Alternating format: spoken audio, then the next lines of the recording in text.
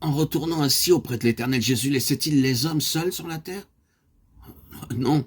Au cours des 2 années qu'il avait passées à enseigner sa doctrine, lui qui prévoyait tout, lui qui savait tout, il avait parfaitement préparé un organisme qui serait spécialement chargé après lui de continuer son œuvre, de conserver toujours vivant son message et de travailler à répandre sa bonne nouvelle. Cet organisme établi par Jésus lui-même, c'est l'Église chrétienne, et de siècle en siècle jusqu'à nos jours. Elle n'a pas cessé de remplir la mission que son maître lui a confiée. Qui donc le Christ avait-il appelé à faire partie de son assemblée? Car rappelons-nous, Église veut dire assemblée de tous les amis de Jésus. Tous les hommes, sans exception, et toutes les femmes, et tous les enfants. Il n'avait pas seulement parlé aux Juifs, mais à toutes les nations de la terre. Il n'avait pas réservé son enseignement aux savants, mais il avait fait comprendre même aux plus simples, aux plus petits. Quiconque suit Jésus est donc chrétien. Quiconque a, au moment de son baptême, demandé humblement pardon de ses fautes et a solennellement affirmé croire en lui comme dans le Messie, le Sauveur, le Fils de Dieu, fait homme pour donner aux hommes le salut.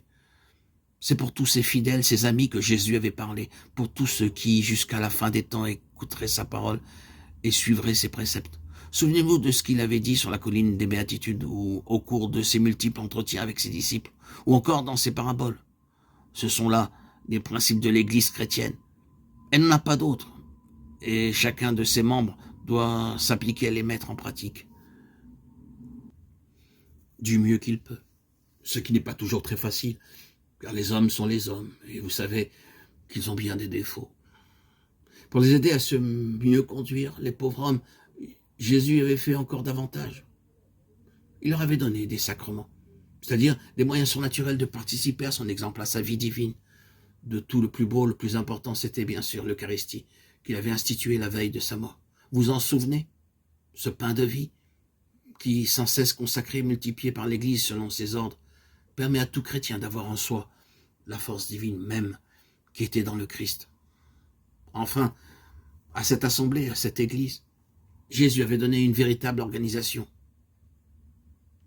car il savait bien que toutes les choses humaines ont besoin d'ordre et de discipline si l'on veut qu'elles fonctionnent convenablement. C'est pourquoi il avait établi des chefs destinés à diriger les simples fidèles, les apôtres, et qu'il avait confié les pouvoirs qu'il tenait de Dieu lui-même, et à leur tête à tous, le chef unique, Pierre, celui qui était destiné à lui succéder et à exprimer sa volonté une fois qu'il ne serait plus là.